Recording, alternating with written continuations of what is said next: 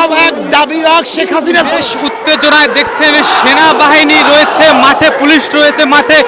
সরকার পদত্যাগের এক দফা দাবিতে কিন্তু চরমনায় পীর দেখছেন নিজে কিন্তু পায়ে হেঁটে কিন্তু দেখছেন তিনি এগিয়ে যাচ্ছেন। সরকার পতনের ডাক দিয়ে কিন্তু মাঠে নেমেছেন হাজার হাজার তাওহিদি জনতা, ইসলাম প্রেমিকদের মানুষদের নিয়ে ছাত্রদের পক্ষে কিন্তু সরকার পতনের ডাক দিয়েছে। আমরা যদি দেখা যাচ্ছেন পুলিশের পুলিশ রয়েছে দাঁড়িয়ে, তাদের মুখে প্রেস ক্লাবের সামনে দিয়ে কিন্তু এই মুহূর্তে এগিয়ে যাচ্ছে এবং হুজুররা কিন্তু দেখছেন পুলিশদের কিন্তু ডাকছে যে আন্দোলনে আপনারা যোগ দেন, আন্দোলনে যোগ দেন। দেখছেন একাই কিন্তু তিনি এগিয়ে যাচ্ছেন। আসলে আমরা যদি একটু কথা বলার চেষ্টা করি, এই যদি হুজুর আজকে যে নেমেছেন রাজপথে কিসের দাবিতে, কেন নেমেছেন? এত এক দাবি শুধু দফা এক দাবি এক শেখ হাসিনার পদত্যাগ, এইটার বিচার চাই এবং এই বিচারের জন্যই শেখ হাসিনার পদত্যাগ ব্যতীত বিচার হবে না। কারণ খুনির বিচার করতে পারে না। আমাদের কালকে কর্মসূচি আছে, কালকে আমাদের গণমিছিল এবং ধারাবাহিক কর্মসূচি আমরা পালন করে আসছি এবং ছাত্র জনতা যেই কর্মসূচি দিছে আমরা তাদের সাথে আগের থেকে একত্রিত ঘোষণা করছি এবং করতেছি, করব। আপনারা কোথায় যাচ্ছেন? এখন আমরা শাহবাগ যাব।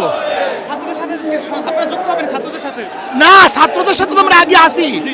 প্রত্যেকের জায়গা থেকে আন্দোলন করবে, প্রত্যেকের জায়গা থেকে। দেশবাসী পুলিশ সেনাবাহিনীর উদ্দেশ্যে কি বার্তা থাকবে? আমি দেশবাসী সেনাবাহিনীকে বলবো, জনগণ দায়িত্বশীলকে বলবো, আপনারা জনগণের সাথে থাকেন, জনগণের সাথে থাকবেন, জনগণের মন বুঝবেন, জনগণের সাথে থাকবেন, জনগণের বিরুদ্ধে গুলি চালাবেন না। বিভিন্ন জায়গায় কিন্তু সেনাবাহিনী জনগণের সাথে নেমে পড়েছে। এইটাই তো হওয়া উচিত। জনগণের সেনাবাহিনী তো জনগণেরই। চট্টগ্রামে মিরপুরে কিন্তু দেখেছি, চট্টগ্রাম মিরপুর শহরে এইটাই তো নিয়ম, এইটাই তো দেখছেন। এই মুহূর্তে আমরা যদি দেখছেন টিএসসি এলাকায় সব বিভিন্ন জায়গায় কিন্তু গন্ডগোল হচ্ছে, ধাওয়া পাল্টা দেওয়া হচ্ছে।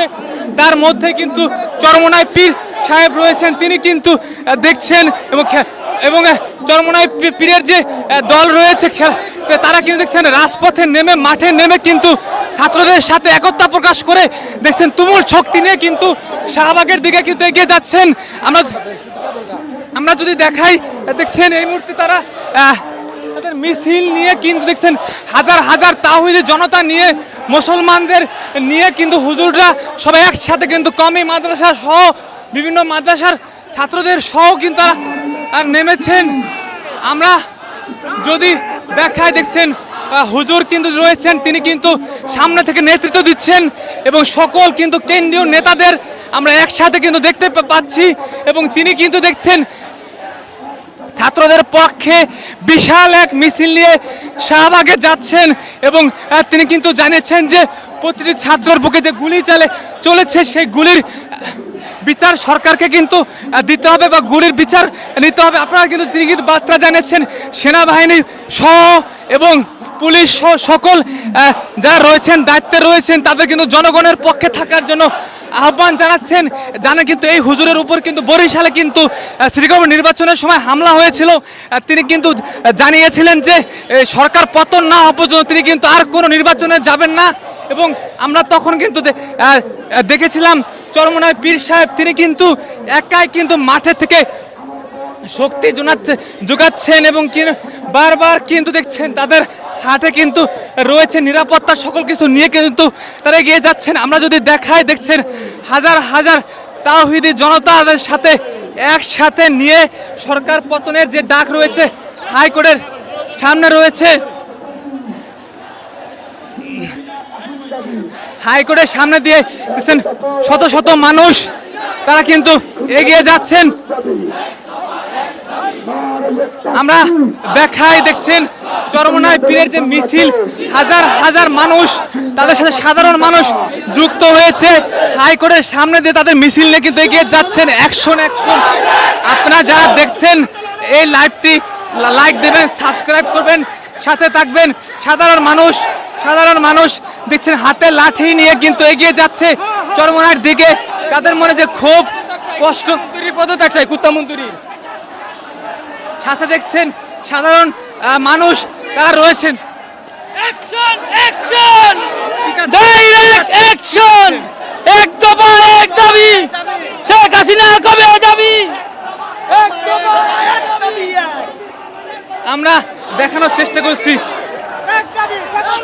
হাসিনার পদত্যাগ, হাসিনার পদত্যাগ। দেখছেন তাদের মনে কিন্তু তাদের মনে